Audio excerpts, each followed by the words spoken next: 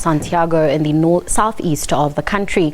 Preparations are being finalized for a mass memorial in the country's second largest city ahead of a private burial early tomorrow morning.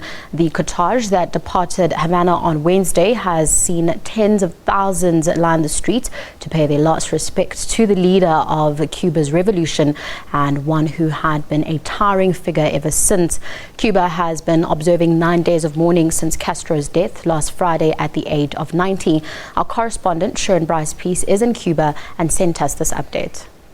The Hotel Nacional, a towering establishment in Cuba's capital, Havana, and as you can see behind me, the Cuban flag flying at half-staff. But of course, the focus is not in Havana, Cuba today, but in Santiago, Cuba, Cuba's second city, and where Fidel Castro birthed his revolution in 1953. It's also where Fidel Castro announced the revolution's victory over the establishment here in Cuba. Of course, the cortege carrying the ashes of the late Cuban icon has slowly been edging its way from Havana, leaving here on Wednesday last week, and of course culminating in a mass rally similar to the one we saw at Revolution Square here in Havana on Wednesday, a similar mass rally in the Revolution Square of Santiago later tonight around 2 a.m. South African time. And then of course the final act in this 9 day of these 9 days of mourning will be his final resting place at a final burial ceremony.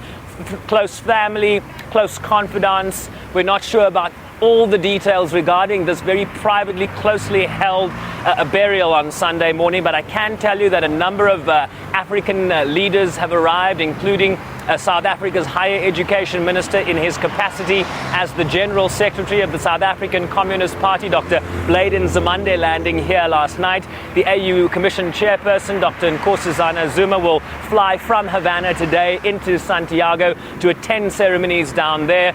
And also very interesting, we learned earlier this morning that the United States will be sending a delegation. The Deputy National Security Advisor, Ben Rhodes, and the ambassador, the newly installed ambassador to Cuba, Jeffrey De Laurentiis. So a number of high-profile dignitaries arriving here. We can tell you also that state TV has been blanketing their coverage with tributes to the late leader, archive material. They've been following this cortege as it snaked its way across the 1,700 kilometers from Havana to Santiago, and it's all coming to a head now. I tell you, we spoke to some tourists who are on the ground here, of course not knowing that this country would be in mourning. Of course, alcohol sales, parties, celebrations, that kind of thing have all been cancelled and postponed, but that will all restart again on Monday. So we are coming to a head here in Cuba. Of course, the final chapter in these 9 days of mourning, the